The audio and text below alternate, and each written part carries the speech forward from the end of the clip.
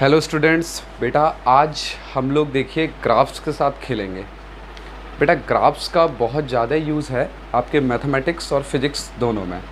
तो मैंने सोचा कि एक लेक्चर आपका किस पर, ग्राफ पर होना चाहिए, ताकि आपको ग्राफ्स की बेसिक नॉलेज हो जाए कि बेटा किस तरीके से हम ग्राफ्स देखते हैं या फिर किस तरीके से ग्राफ्स बनते हैं। मेनली y=x का कैसे बनता है, y=1/x का कैसे बनता है, 1/x² का, x³ का। बेटा ये सारे ग्राफ्स हम लोग देखेंगे। लॉगरिथमिक फंक्शन के ग्राफ देखेंगे, ट्रिग्नोमेट्रिक फंक्शन के ग्राफ देखेंगे, मोनोटोनिसिटी देखेंगे, इनकी कैसे मैक्सिमा मिनिमा निकालते हैं, कैसे कनकेविटी अपवर्ड्स, कैसे कनकेविटी डाउनवर्ड्स होती है। ये सारी चीज़ें आज बेटा हम लोग ग्राफ्स के अंदर देखेंगे। तो बेटा देखिए कुछ ग्राफ्स हैं छोटे छोटे जो मैंने स्क्रीन पे बना रखे हैं आपके सामने। देखिए बेटा पहला हमारा क्या है, y=x का ग्राफ। तो देखिए y=x का ग्राफ क्या मतलब है, यहाँ कि लाइन y=x, यहाँ पर x की वैल्यू हम जो भी रखेंगे y हमें क्या मिलना चाहिए, उसी के हिसाब से मिलना चाहिए।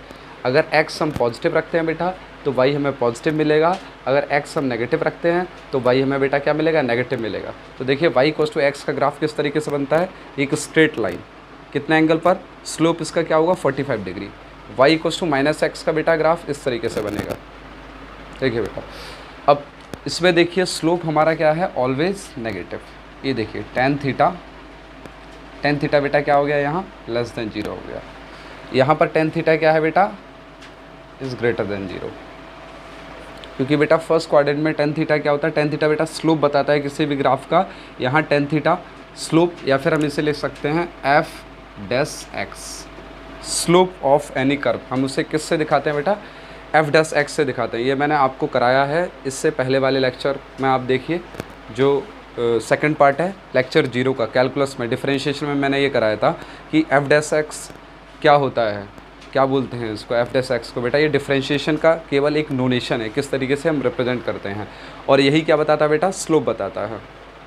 अब देखिए बेटा अगर हमारे पास कोई फंक्शन हो y=x², x⁴, x⁶, x⁴, कुछ इस तरीके से इवन पावर्स में अगर ग्राफ होता है, अगर इवन पावर्स में मुझे कोई फंक्शन दिया जाता है तो उसके बेटा ग्राफ्स इस तरीके से बनते हैं। देखिए बेटा ये हमारी लाइन है y=x की, आपको ब्लैक कलर में दिख रही होगी, ये ज़्यादा साफ नहीं बन पाया है। ये बेटा लाइन है y=x की। अब देखिए बेटा पहला ग्राफ हमारा जो ब्लैक लाइन से मैंने बनाया, ब्लैक मार्कर से बनाया हुआ है, इस तरीके से x² का ग्राफ बनता है बेटा। ये कटोरा ऊपर मुंह खिलता है, इसे या फिर हम बोलते हैं कनकेविटी अपवर्ड्स। ये अभी मैं आपको कॉन्सेप्ट बताऊंगा कि कनकेविटी अपवर्ड्स और कनकेविटी डाउनवर्ड्स क्या होती है। अगर कटोरा नीचे मुंह खुलता है तो बेटा क्या होता है, कनकेविटी डाउनवर्ड्स होती है। अभी यहाँ पर बेटा क्या है, कनकेविटी हमारी अपवर्ड्स है। तो y=x² का बेटा ग्राफ देखिए कुछ इस तरीके से, y=x लाइन से हल्का सा ऊपर। फिर बेटा अगर मैं बात करूँ y=x⁴, तो बेटा लाइन से थोड़ा और ज़्यादा ऊपर। अगर मैं बात करूँ y=x⁶ की, तो बेटा लाइन से और ज़्यादा। मतलब ये किधर शिफ्ट हो रहा है, y की तरफ शिफ्ट हो रहा है ग्राफ इस तरीके से। जैसे जैसे पावर बढ़ाते जा रहे हैं बेटा y की तरफ ग्राफ शिफ्ट होता जा रहा है। अब बेटा ये ऊपर ही क्यों बना, नीचे क्यों नहीं बना, y=x² का ग्राफ नीचे भी बनना चाहिए। तो बेटा वो y=x² का ग्राफ नहीं होगा, वो y=-x² का होगा। कारण क्या है बेटा, यहाँ देखिए x की अगर हम कोई भी वैल्यू डालें, चाहे कोई भी वैल्यू डालें, तो बेटा हमें यहाँ पर y हमेशा क्या मिलने वाला है, पॉजिटिव मिलने वाला है। तो y हमेशा पॉजिटिव कौन से क्वाड्रेंट में रहने वाला है, फर्स्ट और सेकंड क्वाड्रेंट में। इसलिए हम इस तरीके से ग्राफ को बनाते हैं। अगर y=-x² होता तो माइनस हम यहाँ लगा देते। जैसे ही माइनस लगाते, अब देखिए आप x की कोई भी वैल्यू डालिए, बट y की वैल्यू हमें क्या मिलने वाली है, नेगेटिव मिलने वाली है। तो ये क्या होगा, y=-x²। सारे ग्राफ बेटा मैं बताऊंगा y=-x² का कैसे बनता है। ये बेसिक ग्राफ आप पहले देख लीजिए। देखिए y=x³ हो, x⁵ हो, अगर पावर ऑड नंबर्स में हो तो किस तरीके से बनता है। आप एक लाइन खींचिए y=x की, ये देखिए ब्लू लाइन से मैंने क्या दिखाया है, y=x³। जैसे जैसे पावर बढ़ती जाएगी बेटा ये ग्राफ किधर शिफ्ट होता जाएगा, y की तरफ शिफ्ट होता जाएगा। इधर किधर शिफ्ट होगा, इधर भी y की तरफ शिफ्ट होगा। पावर जितनी ज़्यादा छोटी थी ऑड नंबर्स में, उतना ज़्यादा ये y=x के पास ग्राफ था। ये y=x³ का ग्राफ देखिए आप, इस तरीके का ग्राफ बनता है। तो सेम मैंने यहाँ बनाया है, बस पावर बढ़ाता गया। ये ब्लैक लाइन में आप देख रहे होंगे y=x⁵ का ग्राफ है, और ब्लू में है y=x³ का ग्राफ। 1/x का ग्राफ बेटा किस तरीके से बनता है, ये एजम्पटोटिक ग्राफ होता है।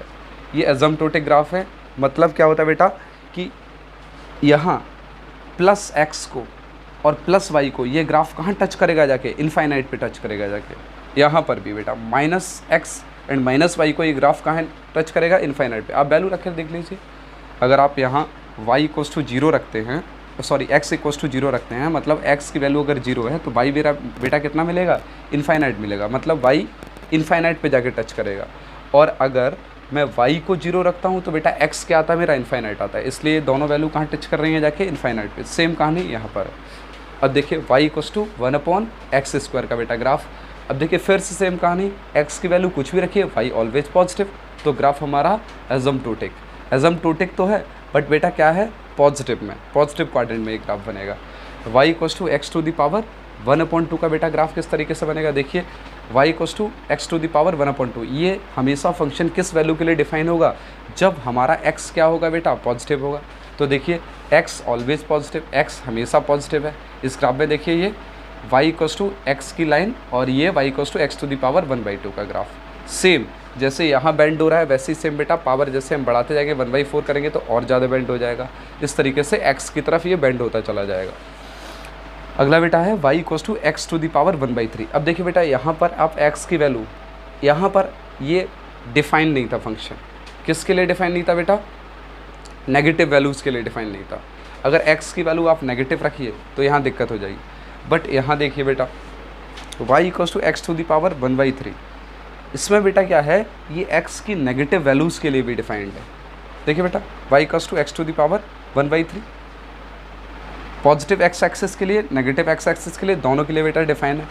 देखिए y = x⁴ और y = x³ ग्राफ में देखिए इसकी कनकेविटी अपवर्ड्स है बट इसकी कनकेविटी डाउनवर्ड्स है।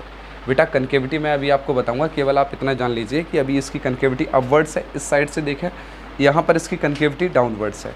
इस ग्राफ की देखिए बेटा यहाँ कनकेविटी बेटा क्या है, अपवर्ड्स है, एंड यहाँ कनकेविटी बेटा क्या है, इस ग्राफ की डाउनवर्ड्स है। तो ये सारे हमारे बेसिक ग्राफ हो गए, अभी और भी बचे हुए हैं तो मैं सारे लिख देता हूँ फिर दोबारा से। देखिए बेटा अगला हमारा है y = sin x का। तो देखिए बेटा sin x का ग्राफ कुछ इस तरीके से बनता है। देखिए जब x = कितना हो, π/2, तो y = 1 होगा। जब x = कितना हो बेटा, पाई हो, तो y = 0 होगा। अब वैल्यू डालिए, जब x = क्या हो बेटा, 3π/2 हो, तो y = -1 होगा। अब देखिए, और x = 0 पर बेटा y = क्या देगा हमें, 0 देगा। अब देखिए ज़रा यहाँ पर आप, जब आपका x 0 था तब देखिए y भी 0 था, दोनों यहाँ से। जब x = π/2 हुआ तो y = 1 हो गया, एंड जब x = π हुआ तो फिर से y बेटा क्या हो गया, 0 हो गया। जब x = बेटा 3π/2 हुआ, यहाँ पर वैल्यू रखिए आप, तो साइन वैल्यू क्या लेता है, हमेशा -1 लेता है, तो -1। y = क्या गया बेटा मेरा, -1। अब जब x = 2π रखेंगे तो फिर से y बेटा क्या आ जाएगा, 0 हो जाएगा। तो साइन का ग्राफ इस तरीके से बना। अब ये बेटा ये बनता कैसे है वो आपको एप्लीकेशन ऑफ डेरिवेटिव में सीखने को मिलेगा। यहाँ तो केवल आप नॉर्मली ग्राफ्स जानिए कि किसके ग्राफ किस तरीके के होते हैं।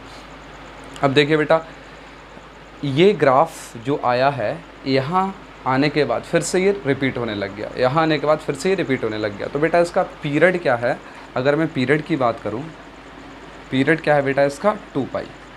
सेम अगर मैं कॉस के ग्राफ की बात करूँ तो बेटा देखिए cos 0 पे बेटा अगर x = 0 रखेंगे तो y = 1 आ जाएगा। x = π/2 रखेंगे तो y = 0 आ जाएगा, क्योंकि cos π/2 बेटा क्या होता है, 0 होता है।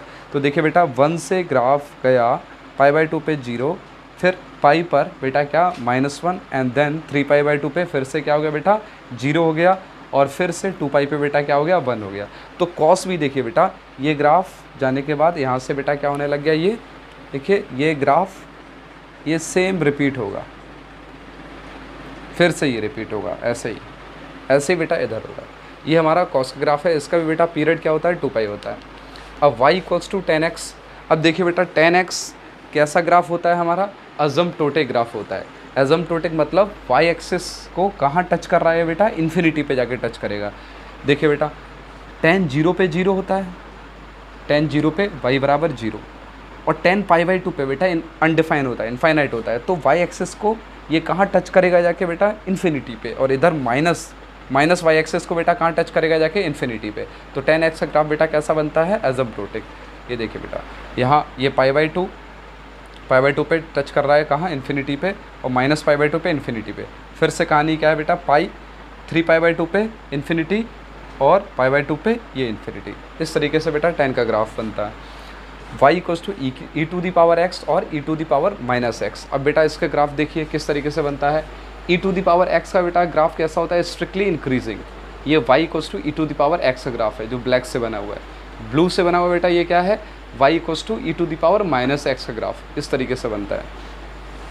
y equals to log x का ग्राफ और y equals to log e, base ये बेटा दोनों में, और ये क्या है -x। इसके ग्राफ कैसे बनते हैं, ये बेटा क्या है y equals to log e plus x, और ये बेटा क्या है y equals to log e -x। इस तरीके से ग्राफ बनते हैं। ये भी बेटा कहाँ जा रहा है, इन्फिनिटी को टेंड करता है टूवर्ड, ये क्या है बेटा, स्ट्रिक्टली इंक्रीजिंग ग्राफ है। आगे चलते हैं बेटा, अब हम लोग इन्वर्स फंक्शन के ग्राफ देखते हैं। देखिए बेटा ये हमारे इन्वर्स फंक्शन के ग्राफ हैं। तो y equals to sine inverse x का ग्राफ कुछ इस तरीके से बनेगा। ये आपका ग्राफ आपको दिख रहा होगा कैसा बन रहा है, ये y इक्वल्स टू x³ जैसा ग्राफ बन रहा है। देखिए थोड़ा थोड़ा उससे मैच कर रहा है, बट ये यहाँ कहाँ टर्मिनेट हो जाएगा, π/2 पर और -π/2 पर। देखिए y equals to cos inverse x का ग्राफ किस तरीके से बनता है। आपको y एक्सिस में π/2 पे क्या करना पड़ेगा बेटा, कट लगाना पड़ेगा, और यहाँ से ये पाई पे टर्मिनेट होगा एंड 1 पे टर्मिनेट होगा। y equals to tan inverse x का ग्राफ इस तरीके से बनेगा। y इक्वल्स टू π/2 और y इक्वल्स टू -π/2 दो पैरेलल लाइंस होंगी, और इनको ये कहाँ टच करेगा जाके बेटा, इन्फिनिटी पे टच करेगा जाके। अब नॉर्मली बेसिक ग्राफ होते हैं बेटा वो हमारे हो गए हैं। अब हम देखते हैं कि what is monotonicity and what is maxima minima. ये क्या होता है कि कोई भी फंक्शन मैक्सिमम कैसे होता है, मिनिमम कहाँ होता है, तो ये सारी हमें चर्चा करनी है। देखिए बेटा मोनोटोनिसिटी का मतलब क्या होता है कि मोनोटोनिसिटी, देखिए ये एक तरीका है, इससे हम पता कर सकते हैं कि कोई भी ग्राफ इंक्रीजिंग है या फिर वो बेटा डिक्रीजिंग है। ये किस बारे में बताता है कि whether the graph is increasing और द फंक्शन इज इंक्रीजिंग और द फंक्शन इज डिक्रीजिंग। तो क्या बताएगा बेटा कि फंक्शन कैसा है, इंक्रीजिंग है। बेटा इंक्रीजिंग को हम ऐसे लिखेंगे, इंक्रीजिंग, और फंक्शन क्या है बेटा हमारा, डिक्रीजिंग। जैसे मैं एग्जांपल ले लेता हूँ, मेरे पास ये ग्राफ है, इस तरीके का ग्राफ। बेटा देखिए यहाँ फंक्शन की वैल्यू ये x1, ये f ऑफ x1 एंड ये f ऑफ x2। तो बेटा देखिए अगर हमारा x1 is less than x2 होगा, बेटा क्या है, x1 is less than x2 and f of x1 is less then f of x2, तो बेटा ऐसा फंक्शन क्या होता है, this function is strictly increasing function. ये फंक्शन बेटा हमारा कैसा है, स्ट्रिक्टली इंक्रीजिंग। स्ट्रिक्टली इंक्रीजिंग क्यों है बेटा, क्योंकि अगर हम लोग x की छोटी वैल्यू रखेंगे इस फंक्शन में, तो बेटा आंसर भी हमारा क्या आएगा, छोटा निकल के आएगा। अगर हम x की वैल्यू बड़ी रखेंगे तो आंसर बेटा हमारा क्या निकल के आएगा, बड़ा निकल के आएगा। स्ट्रिक्टली इंक्रीजिंग फंक्शन का मतलब होता है कि whether x is increasing the value of function is also increasing.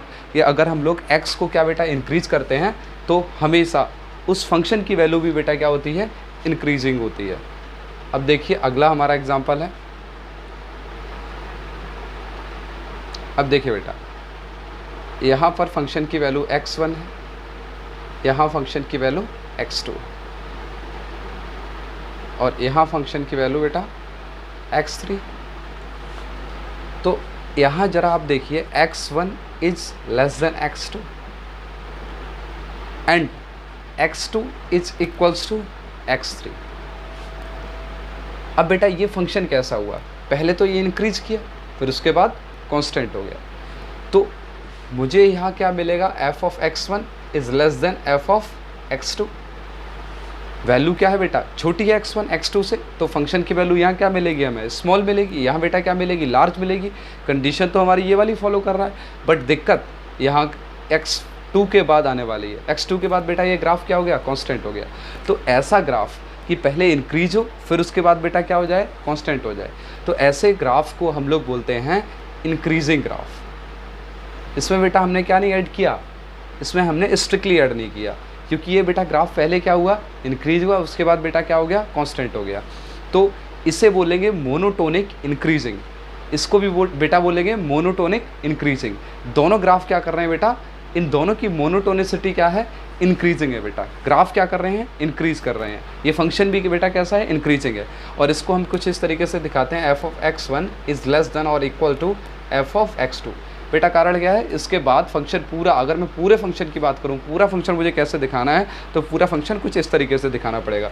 But अगर मैं इतने रीजन की बात करूं, इतने रीजन की बेटा, तो यहाँ क्या होगा, F of x1 is less then F of x2। अगर मैं इसके बाद की आगे की बात करता हूँ बेटा, इसके आगे पूरे फंक्शन को अगर मैं लेता हूँ, तो पूरा फंक्शन किस तरीके से हम दिखाएंगे, इस तरीके से दिखाएंगे। तो ये बेटा हमारा क्या हो गया, मोनोटोनिक इंक्रीजिंग फंक्शन। अब देखिए बेटा डिक्रीजिंग, तो डिक्रीजिंग में कुछ खास डिफरेंस नहीं है। जैसे हम लोगों ने इंक्रीजिंग दिखाया, वैसे बेटा हम लोग क्या दिखाएंगे, मोनोटोनिक डिक्रीजिंग। अब देखिए बेटा मोनोटोनिक डिक्रीजिंग क्या है। मान लीजिए हमारे पास ये कोई फंक्शन है, ये डिक्रीज कर रहा है। अब देखिए बेटा यहाँ ये x2 है, ये x1 है। यहाँ फंक्शन की वैल्यू क्या है बेटा, f ऑफ x2। यहाँ फंक्शन की वैल्यू क्या है, f ऑफ x1। अगर मैं बोलूँ x1 is less than x2 but f of x1 is greater then f of x2, inequality बेटा क्या होगी, रिवर्स होगी। तो ऐसा फंक्शन बेटा हमारा क्या होता है, स्ट्रिक्टली डिक्रीजिंग, या फिर हम इसे बोलते हैं मोनोटोनिक डिक्रीजिंग। कारण क्या है बेटा कि अगर मैं x की वैल्यू छोटी ले रहा हूँ, तो फंक्शन हमारा कौन सी वैल्यू दे रहा है, बड़ी वैल्यू दे रहा है।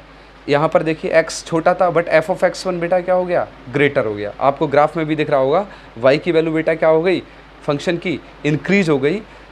x2 की जब हम वैल्यू रखेंगे तो वैल्यू y की क्या आएगी, कम आएगी। x1 जब हम वैल्यू रखेंगे तो y की वैल्यू बेटा क्या आने वाली है, ज़्यादा आने वाली है। But x1 is less than x2 है, तो इसको बेटा क्या बोलेंगे, मोनोटोनिक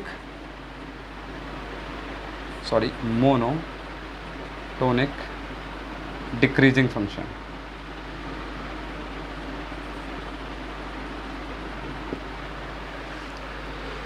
और अगर सेम एग्जांपल कि अगर मेरे पास ग्राफ कुछ इस तरीके का हो बेटा, कि सबसे पहले तो ऐसा आया, फिर उसके बाद कांस्टेंट हो गया। ये वैल्यू बेटा क्या है, x1 है, ये वैल्यू बेटा क्या है, x2 है। तो सेम वही कहानी बेटा कि इसको देखिए बेटा, इन डिक्रीजिंग और स्ट्रिक्टली डिक्रीजिंग।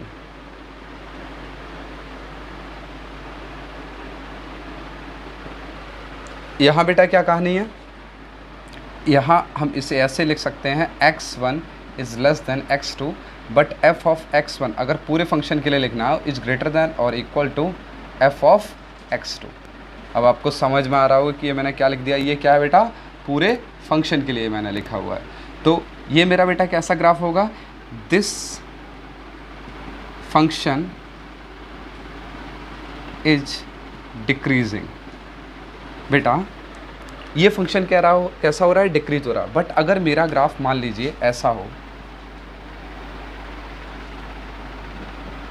तो बेटा देखिए ये अभी यहाँ क्या हो रहा है, ये ग्राफ यहाँ तक बेटा क्या हो रहा है, इंक्रीज हो रहा है, इंक्रीजिंग फंक्शन है। फिर इसके बाद बेटा क्या हो रहा है, यहाँ तक ये डिक्रीज कर रहा है। इतना ग्राफ बेटा क्या कर रहा है, ये डिक्रीजिंग, और ये स्ट्रिक्टली डिक्रीजिंग है। ये क्या है बेटा, स्ट्रिक्टली इंक्रीजिंग। फिर से बेटा ये क्या हो गया, ये फिर से क्या, इंक्रीजिंग, और फिर से स्ट्रिक्टली इंक्रीजिंग। अब बेटा इसमें दोनों बिहेवियर आ गए हैं, पहले स्ट्रिक्टली इंक्रीजिंग, फिर स्ट्रिक्टली डिक्रीजिंग, फिर स्ट्रिक्टली इंक्रीजिंग, फिर स्ट्रिक्टली डिक्रीजिंग। तो ऐसे ग्राफ को बेटा हम क्या बोलते हैं, जिसमें दोनों मिक्स बिहेवियर होते हैं, इंक्रीजिंग और डिक्रीजिंग के, ऐसे ग्राफ को हम बोलते हैं, या फिर ऐसे फंक्शन को हम बोलते हैं नॉन मोनोटोनिक फंक्शन। याद रहेगा बेटा, क्या बोलते हैं, नॉन मोनोटोनिक फंक्शन। अब देखिए बेटा, हम लोग इसका डेरिवेटिव के साथ रिलेशन निकालते हैं कि मोनोटोनिसिटी का डेरिवेशन के साथ क्या रिलेशन है।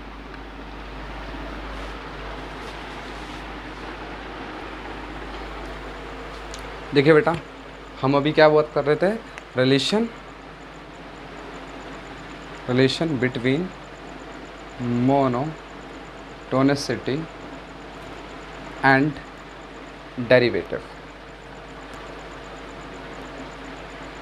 डेरिवेटिव और मोनोटोनिसिटी के बीच में बेटा क्या रिलेशन।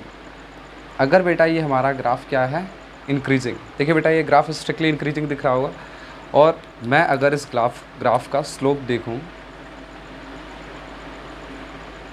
इस पॉइंट का स्लोप देखता हूं, तो बेटा ये थीटा है, ये थीटा, अगर स्लोप क्या बताता है हमारा, टेन थीटा। यहाँ टेन थीटा देखिए क्या है, always positive, tan theta is greater than zero. अगर tan theta is greater than zero होगा, या फिर हम इसे दूसरी भाषा में लिखें, F dash X is greater than zero, then graph या फिर function is always monotonic increasing. बेटा स्ट्रिक्टली इंक्रीजिंग फंक्शन बेटा क्या कर रहा है, यहाँ स्ट्रिक्टली इंक्रीज कर रहा है। अगर मैं दूसरे ग्राफ की बात करूँ, जो हमने ये वाला एग्जांपल लिया था, तो बेटा देखिए ज़रा, यहाँ पर हमारा जो एफ डैश एक्स है वो क्या हो गया बेटा, जीरो हो गया। यहाँ पर एफ डैश एक्स क्या है बेटा, इज ग्रेटर देन जीरो। तो ये बेटा क्या हो जाएगा, ये ग्राफ हम इसे ऐसे लिख सकते हैं, F dash X is greater than और इक्वल टू जीरो। ये ग्राफ बेटा क्या है, मोनोटोनिक इंक्रीजिंग। अब इसे स्ट्रिक्टली इंक्रीजिंग नहीं बोलेंगे। तो कभी भी अगर हमारा F dash x greater than zero आता है किसी भी कर्व का, तो बेटा वो हमेशा क्या होगा, मोनोटोनिक स्ट्रिक्टली इंक्रीजिंग। अगर एफ डैश एक्स हमारा क्या आता है, ग्रेटर देन और इक्वल टू जीरो, तो ये ऐसा फंक्शन हमेशा बेटा क्या होगा, इंक्रीजिंग, ना कि स्ट्रिक्टली इंक्रीजिंग। अब अगर मैं डिक्रीजिंग का ग्राफ बनाता हूँ, तो बेटा उसके लिए आपको पता चल गया होगा। देखिए बेटा, अगर मैं इस पर टेंजेंट बनाता हूँ, कुछ इस तरीके की टेंजेंट बनेगी, तो ये जो टेंजेंट है theta is greater then 90 degree. अगर ऐसा होता तो टेन थीटा अपनी वैल्यू बेटा क्या लेता है, लेस देन जीरो, या फिर negative, sorry less than zero हम कह रहे हैं, tan theta is always negative. बात वही हुई, tan theta is less than zero. अगर हमेशा नेगेटिव होगा तो मतलब क्या हुआ बेटा, F dash X is always less than zero. अगर ऐसा हुआ then function is monotonic decreasing, strictly decreasing. अगर मैं इसी ग्राफ को ऐसे बनाता हूँ, ये आया और ये आया, तो बेटा यहाँ पर एफ डैश एक्स क्या हो जाएगा, जीरो हो जाएगा, और यहाँ बेटा क्या होगा, F dash x is less than zero. तो अगर मेरा फंक्शन ऐसा हो, F dash x is less than और इक्वल टू जीरो, तो बेटा ये क्या होगा, मोनोटोनिक डिक्रीजिंग, ना कि मोनोटोनिक स्ट्रिक्टली डिक्रीजिंग। अब बेटा देखिए, कॉन्केविटी कुछ भी हो सकती है। देखिए ये यहाँ पर कटोरा नीचे मुंह खुले हुए, कनकेविटी डाउनवर्ड्स है। यहाँ बेटा क्या है, कनकेविटी अपवर्ड्स है। तो कनकेविटी से मोनोटोनिसिटी का कोई रिलेशन नहीं है। आपको अभी ये चीज़ फील होगी जब मैं ग्राफ बनाऊंगा, जब मैं आपको कनकेविटी के बारे में बताऊंगा। देखिए बेटा, अब देखिए कॉन्केव अपवर्ड, या फिर इसे हम बोलते हैं कॉन्वेक्स डाउनवर्ड्स। अगर हमारा D Y over D X क्या कर रहा है, इंक्रीज कर रहा है एक्स की इंक्रीजिंग वैल्यू पर, and D two Y over D X two is greater than zero, तो कुछ इस तरीके की कहानी होगी। देखिए ग्राफ की डायरेक्शन क्या है बेटा, ये है, इसको ब्लू पेन से जो मैंने दिखाया है इस डायरेक्शन में जा रहा है, ये इस डायरेक्शन में ग्राफ जा रहा है। तो देखिए कटोरा कहाँ खुल रहा है बेटा, ऊपर की साइड खुल रहा है, यहाँ पर बेटा इसको क्या बोलेंगे, कनकेविटी अपवर्ड्स हो रही है। इसकी कनकेविटी किधर खुल रही है बेटा, टेंजेंट के ऊपर। अगर कटोरा बेटा टेंजेंट के ऊपर खुलता है तो इसे बोलते हैं कनकेविटी अपवर्ड्स या फिर कॉन्वेक्सिटी डाउनवर्ड्स। यहाँ पर भी देखिए बेटा टेंजेंट ये बना है, इस पर कटोरा क्या खुल रहा है, ऊपर खुल रहा है। ये भी क्या है बेटा, कनकेविटी अपवर्ड्स। जब भी ग्राफ का कटोरा ऊपर खुलता है तो उसके लिए बेटा कंडीशन क्या होती है, d2y/dx2 इज़ ग्रेटर देन 0। अब देखिए बेटा इसमें कहानी, आगे वाले ग्राफ में जाते हैं। जब भी ग्राफ हमारा कॉनकेव डाउनवर्ड होगा या फिर कॉन्वेक्स अपवर्ड होगा तो किस तरीके का बनेगा, टेंजेंट के हमेशा नीचे बेटा क्या खुलेगा, कटोरा खुलेगा। इस ग्राफ की डायरेक्शन बेटा ये है, इस ग्राफ की डायरेक्शन बेटा ये है, ये डायरेक्शन मैंने आपको दिखाई हुई है। तो देखिए टेंजेंट के नीचे कटोरा किधर खुल रहा है, इस साइड में। यहाँ पर टेंजेंट के नीचे कटोरा इधर खुल रहा है। इसके लिए बेटा कंडीशन क्या है, d2y/dx2 ऑलवेज लेस देन 0, हमेशा क्या रहना चाहिए, less than 0। And dy/dx decreasing as x is decreasing. dy/dx मतलब इसका स्लोप हमेशा क्या करेगा बेटा, डिक्रीज करेगा x की डिक्रीजिंग वैल्यू के साथ। देखिए बेटा पॉइंट ऑफ इन्फ्लेक्शन क्या होता है, जहाँ भी हमारा ग्राफ क्या करता है बेटा, ब्रेक करता है, या फिर मैं बोलूँ कि इंक्रीजिंग से डिक्रीजिंग पे आता है, तो ऐसे पॉइंट को हम बेटा क्या बोलते हैं, पॉइंट ऑफ इन्फ्लेक्शन। अब देखिए बेटा ये ग्राफ है हमारा, ये ग्राफ कुछ इस तरीके से आ रहा है और आने के बाद ये कुछ इस तरीके से हो गया। हमने यहाँ पर एक लाइन खींची, एक टेंजेंट बनाई। अब देखिए बेटा ये टेंजेंट जहाँ इसको कट करते हुए जा रही है और दोनों पे ये टेंजेंट लग रही है, इस पॉइंट को हम क्या बोलते हैं, पॉइंट ऑफ इन्फ्लेक्शन। यहाँ बेटा हमारा क्या होता है, d2y/dx2 is equals to 0। Double differentiation जो बेटा मेरा होता है वो क्या होता है, 0 होता है। अब देखिए ये सारा सब कुछ एक ही ग्राफ में। देखिए टेंजेंट के नीचे अगर मुँह खुला है तो क्या होगा बेटा, कॉन्केविटी डाउनवर्ड्स। टेंजेंट के ऊपर मुँह खुला तो कॉन्केव अपवर्ड्स। अब देखिए कॉन्केविटी डाउनवर्ड्स के लिए देखिए dy/dx is less than 0 and d2y/dx2 is less than 0। यहाँ बेटा देखिए dy/dx इज़ लेस देन 0, ये लेस देन 0 हो सकता है कॉन्केव अपवर्ड्स में, बट डबल डिफ्रेंशिएशन हमेशा क्या होगा बेटा, ग्रेटर देन 0 होगा। सेम कहानी यहाँ पर है, यहाँ भी कटोरा बेटा नीचे खुल रहा है टेंजेंट के, तो ये क्या हो जाएगा बेटा, concave downwards. But concave downwards में f'(x) ग्रेटर देन 0 भी हो सकता है और f'(x) इज़ लेस देन 0 भी हो सकता है। बट हमेशा जो डबल डिफ्रेंशिएशन होगा वो बेटा क्या होगा, इज लेस देन 0। सेम कहानी यहाँ पर है बेटा, देखिए f'(x) हमारा क्या है, dy/dx is greater then 0, but जो हमारा d2y/dx2 है वो क्या है बेटा, वो भी यहाँ पर ग्रेटर देन 0 है। ऐसा नहीं हो सकता बेटा, यहाँ ये लेस देन भी हो सकता है, बट ये हमेशा बेटा क्या रहेगा, ग्रेटर देन 0। इस चीज़ को आप याद रखिए। ये क्या बेटा, कॉन्केव अपवर्ड्स, टेंजेंट नीचे से गया है, कटोरे का मुंह ऊपर खुल रहा है। हमेशा आप डबल डिफ्रेंशिएशन को याद रखना है कि इससे हमें क्या पता चलता है कि बेटा ये कनकेविटी अपवर्ड्स होगा या फिर कनकेविटी डाउनवर्ड्स होगा। f'(x) से हम नहीं कह सकते हैं कि वो कनकेविटी अपवर्ड होगा या फिर कनकेविटी डाउनवर्ड होगा, दोनों हो सकता है बेटा। उस केस में कनकेविटी अपवर्ड्स भी हो सकता है और कनकेविटी डाउनवर्ड्स भी हो सकता है। अब यहाँ से देखिए बेटा हम लोग मैक्सिमा मिनिमा देखेंगे। मैक्सिमा मिनिमा यहाँ से बहुत ज़्यादा आसान हो जाता है।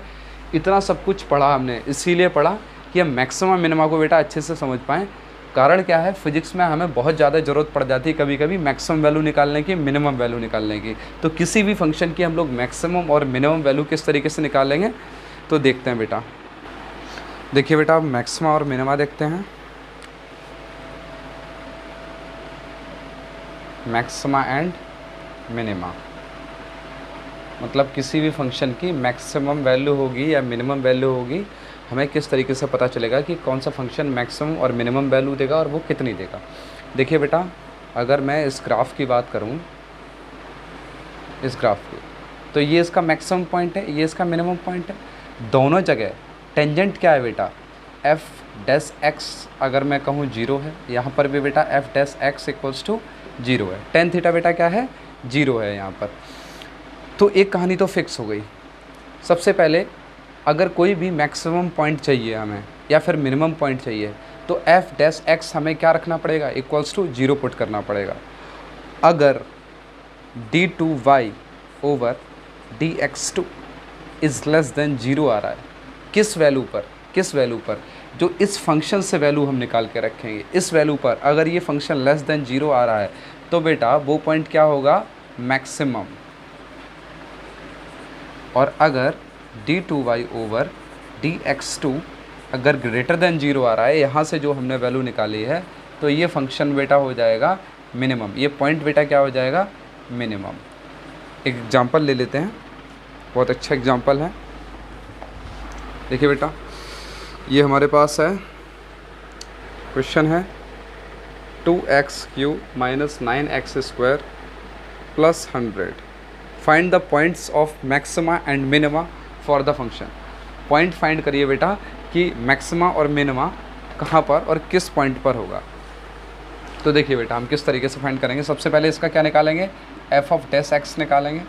तो f(x) निकालिए 3 × 2x³ - 1 माइनस 9 × 2x² - 1 प्लस बेटा ये कांस्टेंट है तो ये क्या हो जाएगा, 0 हो जाएगा। 6x² माइनस 18x, ये बेटा आ गया हमारे पास f(x). अब हम क्या निकालेंगे, f(x), इसका दोबारा डिफरेंशिएशन। तो 6 × 2 = 12x माइनस 18। अब हम यहाँ से सबसे पहले क्या करेंगे बेटा, f(x) = 0, ये हमने किया। तो 6x² माइनस 18x = 0। बेटा यहाँ से 6 कॉमन लिया, x कॉमन लिया, तो x माइनस 3 = 0। यहाँ से x = 0 एंड x = 3 आ गया। अब बेटा देखिए हमारे पास दो पॉइंट आ गए, एक x = 0 एंड एक x = 3। अब सबसे पहले इस पॉइंट को पुट करते हैं f(x) में। तो f(x) मेरा कितना आया, एट x = 0 पर, या फिर f(x) 0 यहाँ करते हैं, इसे हटा देते हैं। तो हमारे पास क्या आ जाएगा बेटा, 12 × 0 - 18, ये हमारे पास क्या नेगेटिव वैल्यू आ रही है। तो f(x) बेटा क्या हो गया यहाँ, is less than 0, then this point is maxima या फिर मैक्सिमम।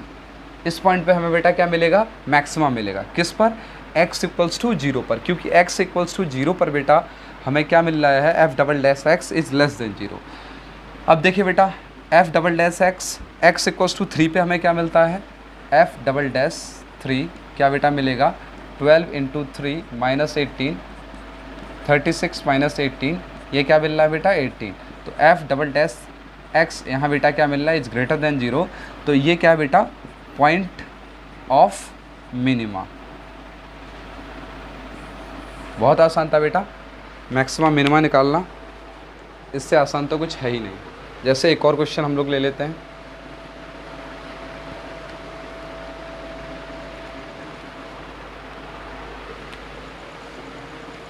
y = 4x² + 2x, ये हमारे पास फंक्शन है। अब ये किस पॉइंट पर मैक्सिमम होगा, किस पॉइंट पर मिनिमम होगा, हमें बताना है। तो देखिए बेटा सबसे पहले हम क्या निकालेंगे, f(x) या फिर dy/dx। तो 4 × 2 = 8x + 2। अब क्या निकालेंगे बेटा इसका, f(x). तो बेटा हमारे पास क्या जाएगा, केवल 8 बचेगा, यहाँ x ख़त्म हो जाएगा, 2 कांस्टेंट है, ये 0 हो जाएगा। अब देखिए बेटा यहाँ पर f(x) इज़ ऑलवेज पॉजिटिव, किसी भी x की वैल्यू के लिए आप कोई भी x वैल्यू रखिए। कारण क्या है कि f(x) हमारे पास डायरेक्टली पॉजिटिव निकल आया। तो ये सारी वैल्यूज़ के लिए हमेशा फंक्शन क्या होगा बेटा, मैक्सिमम होगा। एक और एग्जांपल लेते हैं बेटा, y = 4x³ + 2x² - 100x। ये किस पॉइंट पर मैक्सिमम और किस पॉइंट पर मिनिमम फंक्शन होगा वो हमें निकालना है बेटा। तो f(x) बेटा क्या होगा, 12x² + 2 × 2 = 4x - 100। बेटा ये हमारे पास क्या आ गया, f(x) आ गया। f(x) बेटा क्या होगा, 24x + 4। अब देखिए बेटा हमें क्या करना है, हमें f(x) को क्या पुट करना है, 0 के इक्वल पुट करना है और यहाँ से वैल्यू निकालनी है। और वैल्यू निकाल के कहाँ डालनी है बेटा, हमें f(x) में। अब देखिए बेटा ये फंक्शन आसान नहीं है, इवेलुएट करना। 12x² + 4x - 100 = 0। इसके श्रीधराचार्य फॉर्मूले से हम रूट निकाल लेंगे। तो x बराबर क्या होता था, -b ± √d/2a। तो -b -4 ± √v², 4 × 4 = 16 -4 into 12 into 100, minus का हो जाएगा बेटा यहाँ प्लस हो जाएगा अपॉन 2 इंटू 12। यहाँ से बेटा x की दो वैल्यू आएंगी, x1 equals to -4 plus root of 16 plus 4800 upon 24, और एक x2 वैल्यू आएगी बेटा -4 माइनस रूट 4816 अपॉन 24। अब बेटा x1 वैल्यू हम किस में डालेंगे, f∬x में, और x2 वैल्यू बेटा किस में डालेंगे, f∬x में। अगर यहाँ से हमें f∬x क्या मिलता है बेटा, पॉजिटिव मिलता है, तो वो पॉइंट क्या हो जाएगा, पॉइंट ऑफ मिनिमा। ये आप खुद करिए, इसमें बहुत सारी कैलकुलेशन है। और अगर f∬x किसी भी वैल्यू को डालने से अगर हमें बेटा लेस देन 0 मिलता है, तो इसे बेटा क्या कहेंगे, पॉइंट ऑफ मिनिमा। ठीक है बेटा, तो ये हमारा basic mathematics differentiation plus graphs plus maxima minima, और अब आपका क्या बचा बेटा, इंटीग्रेशन बचा है।